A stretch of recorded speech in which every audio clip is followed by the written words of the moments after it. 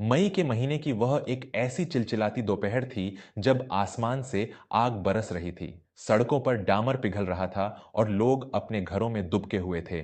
शहर के सबसे व्यस्त और पॉश इलाके के एक चौराहे पर बरगद के एक पुराने पेड़ की छांव में 27 साल का एक नौजवान केशव अपनी पुरानी सी आइसक्रीम की ठेली लगाए खड़ा था।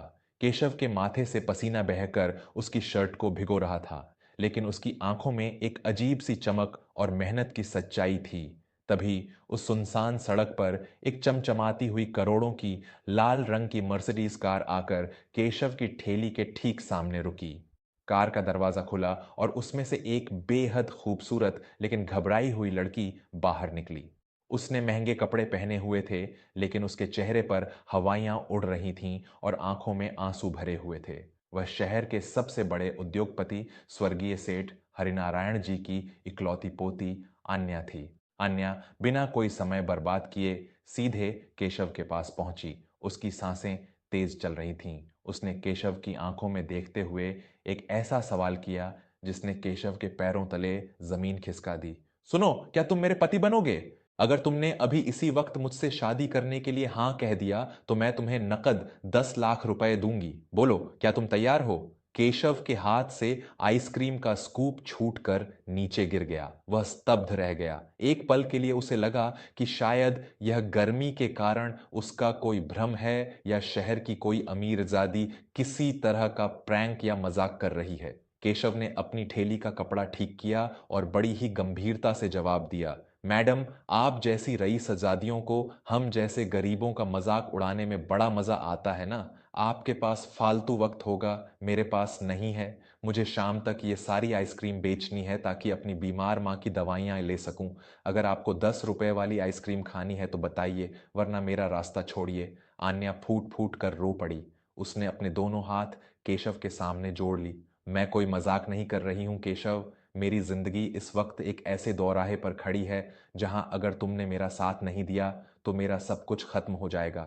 मेरे दादाजी सेठ हरिनारायण जी का पिछले हफ्ते ही देहांत हुआ है।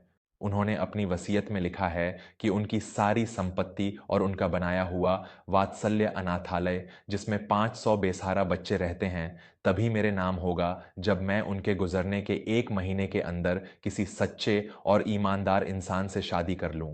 अगर मैं ऐसा नहीं कर पाई तो सारी संपत्ति मेरे सौतेले चाचा भैरव सिंह के नाम हो जाएगी। केशव अभी भी उलझन में था। उसने पूछा, तो आप किसी से भी शादी कर सकती हैं? आपके रुतबे के हिसाब से तो बड़े बड़े करोड़पति लड़कों की लाइन लग जाएगी।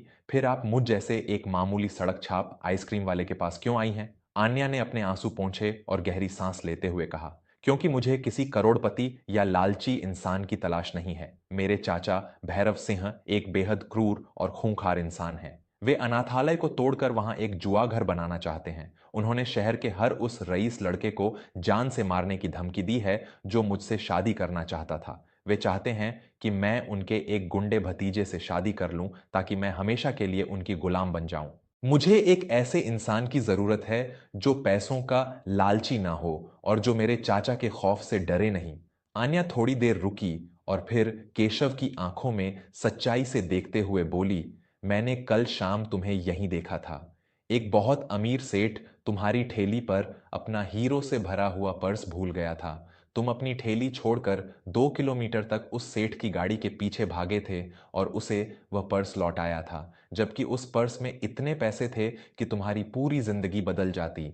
तुम्हारी उसी ईमानदारी ने मुझे यहाँ खींच लाया है। मुझे सिर्फ 6 महीने के लिए एक दिखावटी पति चाहिए। मैं तुम्हें 10 लाख रुपए दूंगी जिससे तुम अपनी माँ का बड़ा ऑपरेशन करवा सको।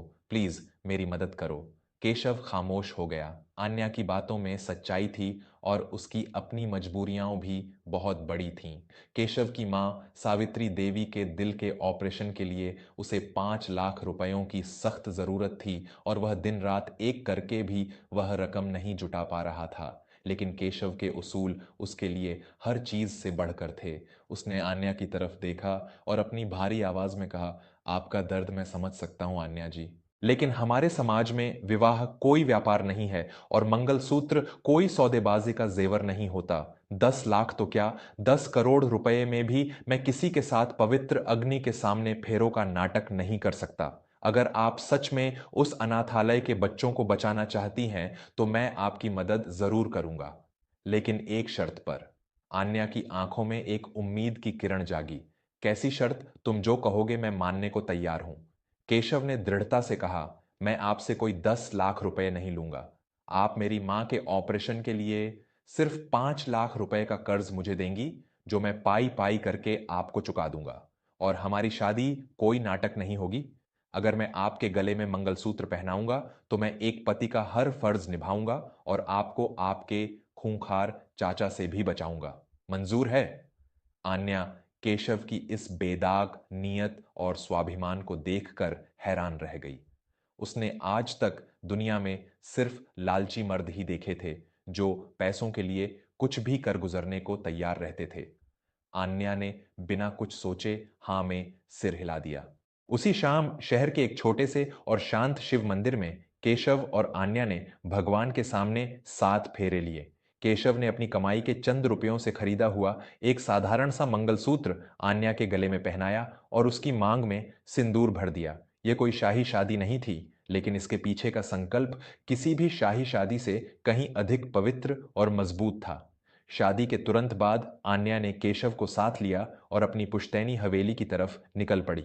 हवेली के बड़े से हॉल में चाचा भैरव सिंह अपने गुंडों और शहर के एक भ्रष्ट वकील के साथ बैठे हुए जश्न मना रहे थे। मेज पर वसीयत के कागजात रखे हुए थे और भैरव सिंह बस उन पर हस्ताक्षर करने ही वाला था। आज से इस पूरे साम्राज्य का राजा मैं हूं और उस वात्सल्य अनाथालय की जमीन पर कल सुबह ही बुलडोजर चलवा देना, भैरव सिंह ने जोर से हंसते हुए अपने गुंडों से कहा। तभी हवेली के भारी दरवाजे एक जोरदार आवाज के साथ खुले। सामने आन्या खड़ी थी और उसके साथ एक साधारण सी पैंट शर्ट पहने हुए केशव खड़ा था। आन्या की मांग में सिंदूर और गले में मंगलसूत्र देखकर भैरव सिंह के हाथ से कलम छूट गई। ये क्या तमाशा है आन्या? और ये फटेहाल भिखारी कौन है जो तेरे साथ खड़ा है? भैरव सिंह गुस्से से फुफकार उठा। आन्या ने पूरी हिम्मत जुटाते हुए कहा, ये मेरे पति हैं चाचा जी, केशव। हमने आज ही मंदिर में शादी कर ली है। दादाजी की वसीयत के अनुसार अब इस हवेली और उस अनाथालय पर सिर्फ और सिर्फ मेरा अधिकार है। आप ये कागजात यहां से लेकर चुपचाप निकल जाइए। भैरव सिंह का गुस्सा 7वें आसमान पर पहुंच गया। उसने केशव को ऊपर से नीचे तक घूरते हुए देखा और एक जहरीली हंसी हंसा। वाह री मेरी भतीजी, अपनी जिद में तूने एक सड़क छाप आइसक्रीम वाले से शादी कर ली। अरे इस 2 कौड़ी के आदमी की औकात क्या है जो मेरे सामने खड़ा हो सके? लड़के, तुझे इस लड़की ने जितने पैसे दिए हैं मैं तुझे उसके 2 गुने दूंगा। अभी के अभी यहां से दफा हो जा और इस मंगलसूत्र को तोड़कर फेंक दे, वरना आज इसी हॉल में तेरी लाश बिछा दूंगा। भैरव सिंह के इशारे पर उसके 4 खूंखार गुंडे अपनी जेबों से चाकू और डंडे निकालकर केशव की तरफ बढ़ने लगे। आन्या डर के मारे केशव के पीछे छिप गई, लेकिन केशव के चेहरे पर खौफ की एक लकीर तक नहीं थी। वह आगे बढ़ा और उसने सीधे भैरव सिंह की आंखों में आंखें डालते हुए कहा, सड़क छाप हूं भैरव सिंह, लेकिन मेरी रगों में ईमानदारी का और मेहनत का खून दौड़ता है। आपकी तरह दौलत के नशे में अपनों की पीठ में छुरा घोंपने का नीच काम नहीं करता मैं। आन्या अब मेरी पत्नी है और एक पति के जीते जी उसकी पत्नी और उसके परिवार की अमानत पर कोई लालची गिद्ध अपनी नजर भी नहीं डाल सकता। ये सुनते ही भैरव सिंह का एक गुंडा केशव पर डंडा लेकर टूट पड़ा। लेकिन केशव बचपन से ही सड़क के कड़े संघर्षों में पला बढ़ा था। उसने पलक झपकते ही गुंडे का हाथ पकड़ा और उसे इतनी जोर से जमीन पर दे मारा कि उसकी चीख निकल गई। दूसरे गुंडे ने केशव पर पीछे से वार करना चाहा, लेकिन केशव ने फुर्ती से मुड़कर उसे एक जोरदार लात मारी, जिससे वह दूर जाकर कांच की मेज पर गिरा। केशव कोई फिल्मी हीरो नहीं था, लेकिन सच्चाई की ताकत और अपनी पत्नी की रक्षा करने के संकल्प ने उसे एक चट्टान बना दिया था। हॉल में सारा फर्नीचर टूट फूट गया था। कुछ ही मिनटों में भैरव सिंह के चारों गुंडे जमीन पर पड़े दर्द से कराह रहे थे। भैरव सिंह को जब अपनी हार सामने दिखने लगी तो उसने अपनी जेब से एक रिवॉल्वर निकाली और उसे सीधे केशव के सीने की तरफ तान दिया। तू बहुत बड़ा शूरवीर बन रहा है ना? आज तेरी इसी बहादुरी का अंत करूंगा। लेकिन इससे पहले कि भैरव सिंह ट्रिगर दबा पाता, हवेली के बाहर पुलिस के सायरन की तेज आवाजें गूंजने लगीं। कुछ ही सेकंड में शहर के ईमानदार इंस्पेक्टर रणवीर सिंह अपनी पूरी फोर्स के साथ अंदर दाखिल हुए और उन्होंने अपनी बंदूकें भैरव सिंह पर तान दी।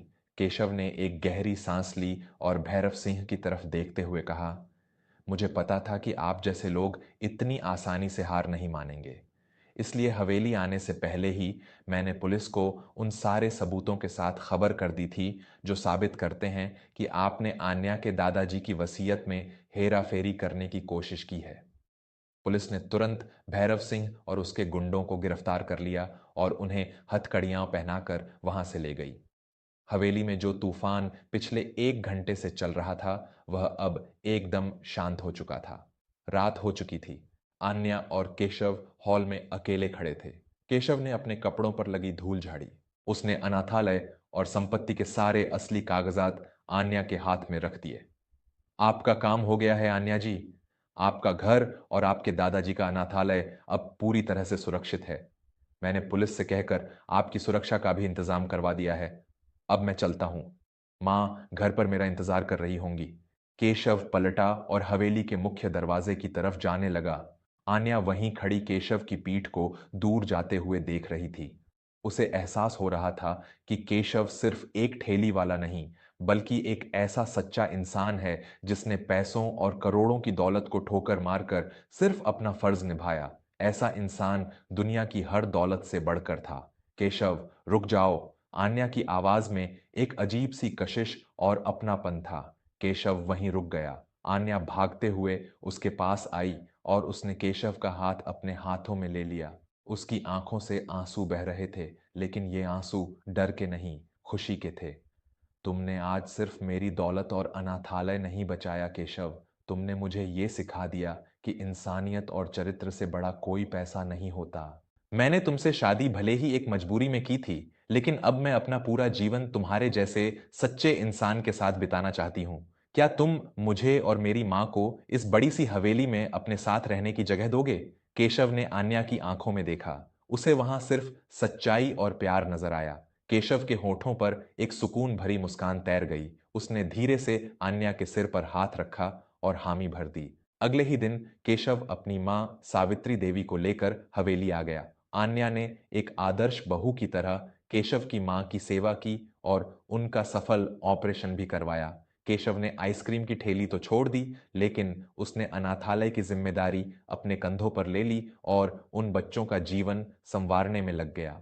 वर्मा स्टोरीज की इस कहानी से हमें यही सीख मिलती है कि इंसान के कपड़े या उसका काम उसे बड़ा नहीं बनाते, बल्कि उसकी नीयत, उसकी ईमानदारी और उसका चरित्र उसे महान बनाते हैं। जब आप बिना किसी लालच के सच्चाई के रास्ते पर चलते हैं, तो ईश्वर खुद आपकी किस्मत को दुनिया की सबसे खूबसूरत मंजिल तक पहुंचा देता है। दौलत तो आनी जानी है, लेकिन सच्चे संस्कार और नेक दिल ही इंसान की असली और पक्की जमा पूंजी होते हैं।